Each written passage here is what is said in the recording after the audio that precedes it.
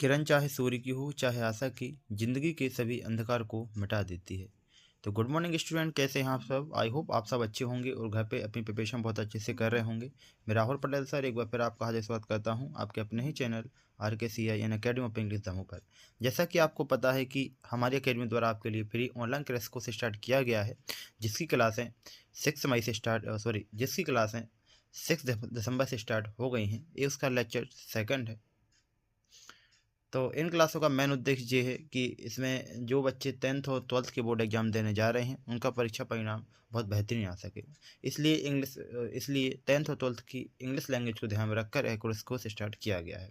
तो चलिए स्टार्ट करते हैं इम्पोर्टेंट सेशन को। इस सेशन को स्टार्ट करने से पहले मैं आपको बता दूं कि यदि अभी तक आपने हमारे चैनल को सब्सक्राइब नहीं किया तो हमारे चैनल को सब्सक्राइब करें, बेल आइकन क्लिक कर दें ताकि आने वाली वीडियो का नोटिफिकेशन आपके पास सबसे पहले पहुंच सके।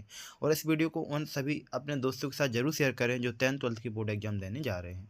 तो इसके पहले हम लेक्चर 1 डिस्कस कर चुके हैं, अ लेटर टू गॉड। आज हम इस वीडियो के माध्यम से डिस्कस करने जा रहे हैं चैप्टर 2 नेल्सन मंडेला, जो आपका फर्स्ट प्राइज का चैप्टर है। और अभी हम आपकी फर्स्ट प्राइज बुक को डिस्कस कर रहे हैं, जिसमें जो आपके शॉर्ट आंसर टाइप क्वेश्चन और लॉन्ग आंसर टाइप क्वेश्चन पूछे जाते हैं। तो चलिए स्टार्ट करते हैं इम्पोर्टेंट सेशन को। तो यह जो चैप्टर है, chapter 2 Nelson Mandela long walk to freedom, इसमें जो पूरी स्टोरी है वो आपको नेल्सन मंडेला जी के बारे में बताई गई है। और यह स्टोरी उस टाइम की है जब साउथ अफ्रीका में वाइट रूल से अंग्रेजों का शासन हुआ करता था, इंग्लैंडों का शासन हुआ करता था। तो उस टाइम पर हमारे जो नेल्सन मंडेला जी थे उन्होंने एक रेवोल्यूशन की थी, क्रांति की थी। और बहुत सारे संघर्ष के बाद, ब्लैक पर्सन के बहुत सारे संघर्ष के बाद एक समय ऐसा आया कि जब वहाँ पर ब्लैक लोगों को थोड़ा सम्मानित किया गया। तो उसी टाइम पर जो फर्स्ट प्रेसिडेंट बने थे नेल्सन मंडेला, उन्होंने अपने अनुभव को इस चैप्टर के माध्यम से शेयर किया है। चलिए तो अब क्वेश्चन के माध्यम से थोड़ा सा स्कोर पढ़ते हैं तो आपको अच्छी समझ में आ जाएगा। ठीक, तो बात करते हैं क्वेश्चन नंबर 1 की। जैसा कि इसमें दिया हुआ है, 1 मिनट। क्वेश्चन नंबर 1 जैसे कि इसमें दिया हुआ है,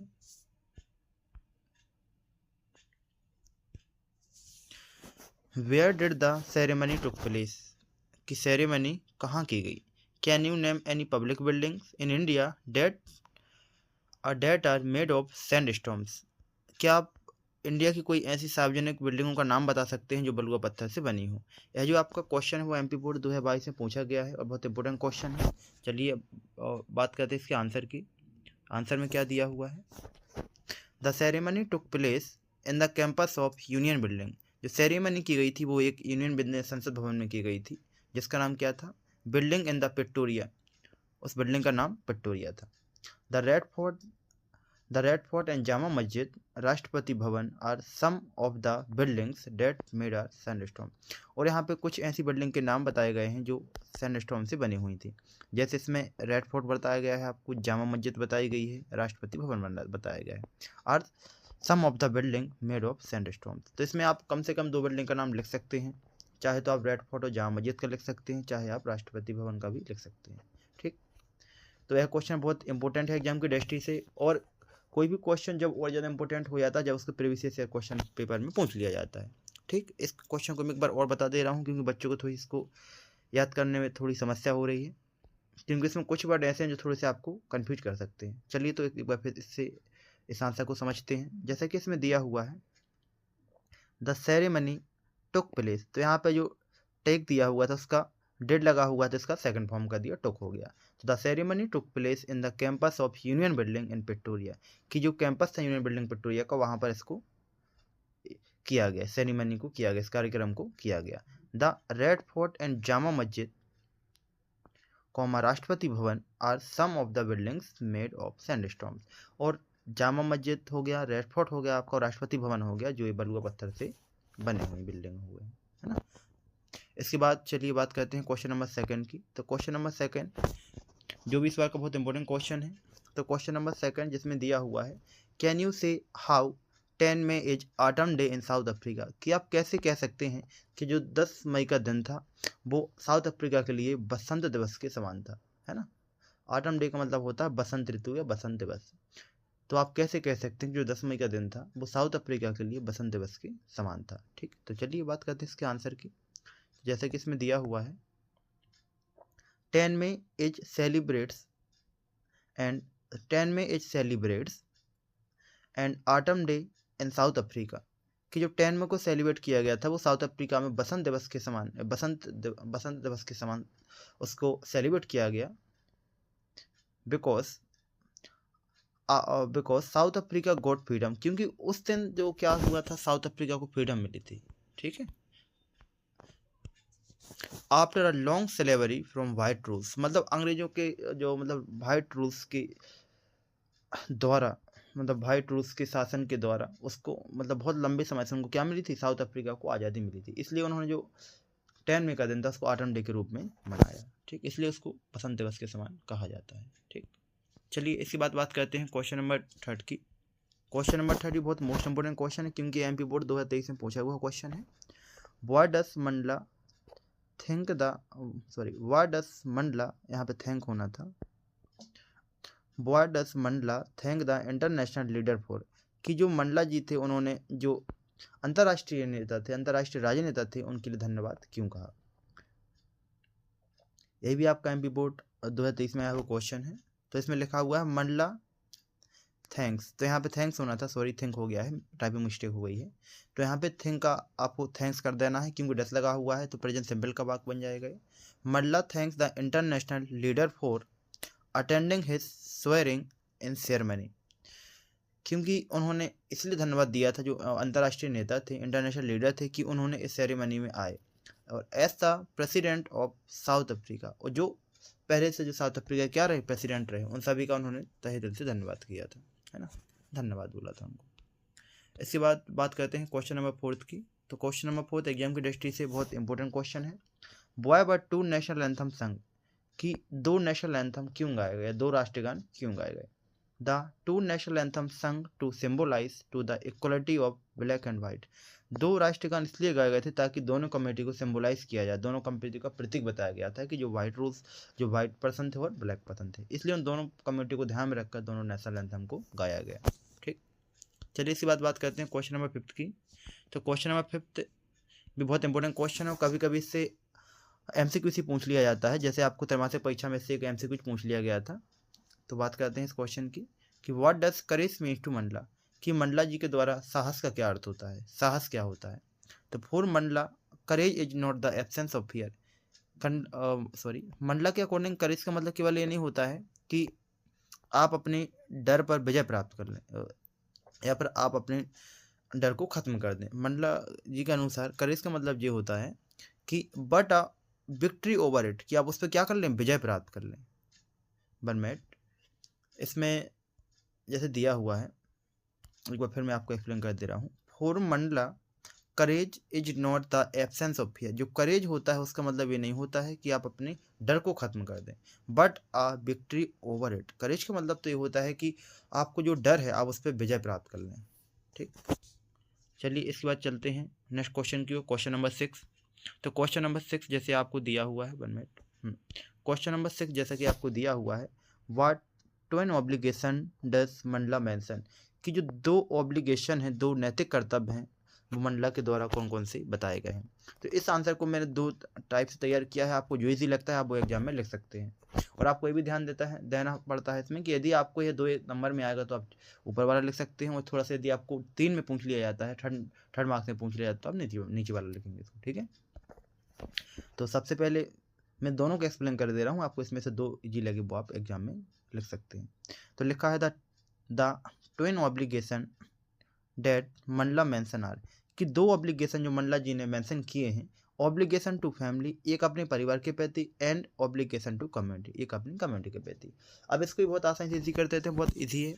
और एक मैंने इसका आंसर खुद से थोड़ा सा क्रिएट किया था, बनाया था, वो भी थोड़ा सा अच्छा है, फिर आपको जो सही लगा आप अपने हिसाब से कर सकते हो। इसमें भी लिखा हुआ है कि Mandela mention the 2 obligation are following, कि मंडला ने यहाँ पर 2 ऑब्लिगेशन को मेंशन किया है, 2 नैतिक कर्तव्यों को बताया जो इस प्रकार है। The obligation to his family, अपने परिवार के प्रति, पेरेंट्स, अपने माता के प्रति, माता पिता के प्रति, वाइफ एंड चिल्ड्रन, और अपने बच्चों के प्रति। द ऑब्लिगेशन टू, मतलब यहाँ पे द ऑब्लिगेशन सेकंड बोल सकते हैं, यहाँ पे 2 लिखना था, सॉरी सेकंड लिखना था। The obligation second but the obligation second was his family, his peoples, his community. कि जो सेकंड उनका ऑब्लिगेशन है वो अपने परिवार के प्रति नहीं है, सॉरी, जो उनका सेकंड ऑब्लिगेशन है वो अपनी कंट्री के प्रति है, अपने लोगों के प्रति और अपनी कम्युनिटी के प्रति है, मीन्स अपने समाज के प्रति है। तो आपको इन दोनों में से जो भी ईजी लगता है वो आप आसानी से कर सकते हो। तो मेरे हिसाब से तो मैं ये कहना चाहूँगा कि आप यदि फर्स्ट वाला करके आते हैं, ये भी बहुत अट्रैक्टिव लैंग्वेज में दिया गया और बहुत ईजी वर्ड में दिया हुआ है, इसमें आपको ज़्यादा याद नहीं करना, इसमें आपको केवल याद करना पड़ेगा ऑब्लिगेशन टू हिज फैमिली और obligation to his community. Obligation to family मतलब अपने परिवार के प्रति, और दूसरा कर्तव्य उन्होंने बताया था अपनी कम्युनिटी या समाज के प्रति या सोसाइटी के प्रति। ठीक, चलिए इसके बाद बात करते हैं और नेक्स्ट क्वेश्चन की। तो question number 7, how did Mandela's hungers for freedom change his life. की स्वतंत्रता की चाह ने मंडला जी के जीवन को कैसे बदल दिया, कैसे चेंज कर दिया। तो Mandela realize in his youth, उन्होंने रियलाइज किया अपने उन जवानों के बारे में, that it was not a matter of his freedom, जिनका फ्रीडम से कोई भी क्या नहीं था, मैटर नहीं था, कोई भी लगाव नहीं था, along but of all black peoples, अब उन लोगों के साथ, उन ब्लैक लोगों के साथ, दिस चेंजेस हिज लाइफ। सीधा कहने का मतलब ये है, इसमें ये बताया गया है कि Mandela realize that in youth that, उन्होंने ऐसा यूथ एक रियलाइज किया कि it was not a matter of his freedom, कि हमारी इस फ्रीडम का कोई भी तथ्य नहीं है अलोन, अकेले में, but of all black people, यदि सभी लोग साथ में रहते हैं, जो ऑल ब्लैक पीपल हैं सभी लोग साथ में रहेंगे, तो दिस चेंजेस लाइफ। तो इसी थॉट्स को उनके जीवन को, मतलब उनके जीवन को बदल दिया था इस थॉट ने। उनको ये लग रहा था कि यदि सभी लोग ऐसे ही मतलब स्वतंत्र नहीं हो पाएंगे तो फिर क्या होगा। तो इसी के लिए उन्होंने एक रेवोल्यूशन की थी, इसी थॉट्स को लेकर उनकी जो मेंटलिटी थी वो क्या हुई थी, चेंज हुई थी। ठीक, इसके बाद क्वेश्चन नंबर दिया हुआ है 8, आज का शायद लास्ट क्वेश्चन है। What Mandela thought about the oppressor, oppressor के बारे में मंडला ने क्या किया। अपोसर का मतलब यहाँ पे होता है दबाव बनाना, कि जो लोग दबाव बनाते हैं उनके बारे में लोग मंडला जी ने क्या कहा है। तो what Mandela thought about the oppression, कि मंडला अपोसन के बारे में क्या सोचते हैं, जो लोग उसको प्रताड़ित करते हैं उसके बारे में मंडला जी का क्या सोचना है। तो ये आपका एमपी बोर्ड 2023 में पूछा हुआ क्वेश्चन है, और मैं आपको बार बार बता रहा हूँ कि यदि कोई क्वेश्चन प्रीवियस एग्जाम में पूछा गया है तो आप ये बिल्कुल ना सोचें कि वो इस बार नहीं आ सकता। एमपी बोर्ड एग्जाम में कुछ क्वेश्चन जो डेडिकेट होते हैं बोर्ड एग्जाम के लिए, वो भले ही कितनी बार रिपीटेड हो गए हों लेकिन वो हमेशा पूछ लिए जाते हैं, और कुछ क्वेश्चन तो एमपी बोर्ड के फेवरेट होते हैं, वो उसको पूछता ही है। ठीक है ना, तो आपको इस टाइप से नहीं पढ़ना है कि आपको एक क्वेश्चन एग्जाम में आएगा कि नहीं आएगा, क्योंकि मैं जितने भी क्वेश्चन ला रहा हूँ तो मेरी कोशिश ये रहती है कि मैं आपको टॉप सेलेक्टेड क्वेश्चन ही कराऊँ, इसलिए आपको इस क्वेश्चन, जितनी मैं क्वेश्चन आपको करा रहा हूँ इसमें से आपको कोई भी क्वेश्चन छोड़ना नहीं है। आपको बिलीव रखना है, यदि आप इतने क्वेश्चन भी अच्छे से कर ले तो आपके एग्जाम में बहुत अच्छा बेहतर या बहुत अच्छा बेहतरीन परिणाम आपको प्राप्त होगा। ठीक, तो बात करते हैं क्वेश्चन नंबर 8 की।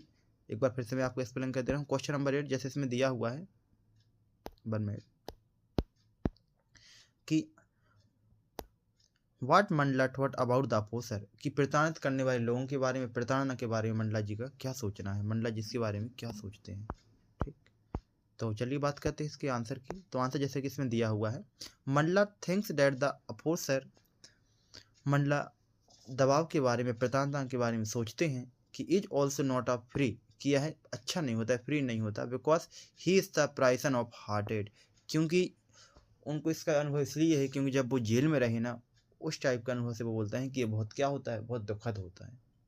ठीक, तो आज मैंने आपके साथ डिस्कस किए चैप्टर 2 के क्वेश्चन 1 to 8 जो एग्जाम के दृष्टि से बहुत इंपॉर्टेंट है। तो आपको ये सभी क्वेश्चन बहुत अच्छे से पढ़ना है, समझना है, और मैं तो यही कहना चाहूँगा कि आप थोड़ा समरी पर भी डिस्कस करें, थोड़ा समरी पर फोकस करें। यदि हर चैप्टर की आपको समरी अच्छे से याद रहेगी तो आपसे हर चैप्टर के जो क्वेश्चन आंसर रहेंगे कहीं से भी आ जाए वो आपसे बन जाएंगे। ठीक, तो इस वीडियो के माध्यम से आज हमने डिस्कस किया चैप्टर 2 जो आपका प्री ऑनलाइन कोर्स का लेक्चर 2 भी है। तो आई होप कि आपको ये सेशन पसंद आया हो, और ये सेशन पसंद आया हो तो इस सेशन को अपने दोस्तों के साथ शेयर करें, और यदि आपको ये सेशन अच्छा लगता है तो हमारे चैनल को सब्सक्राइब करें, वीडियो को लाइक करें और अपने दोस्तों के साथ शेयर करें जो एमपी बोर्ड 10th 12th के बोर्ड एग्जाम की तैयारी कर रहे हैं और एमपी बोर्ड 2024 और 2025 के बोर्ड एग्जाम देने जा रहे हैं। तो wish you all the best. एक बार फिर से मैं आपको कहना चाहूँगा, किरण चाहे सूर्य की हो चाहे आशा की, जीवन के सभी अंधकार को मिटा देती है। कहने का तात्पर्य यह है कि आपको हमेशा पॉजिटिव और सकारात्मक नज़रिए से भरा व्यक्ति रहना है, आपको कभी हताश नहीं होना है। यदि आप हमेशा सकारात्मक नज़रिए से भरे व्यक्ति होते हैं, हमेशा आपका नज़रिया सकारात्मक होता है, तो चीज़ें हमेशा आपके अनुकूल रहेंगी, ना कि आपके प्रतिकूल। तो मिलते हैं आने वाली वीडियो में, जब तक के लिए जय Hind. Thank you very much. Thanks for watching this video.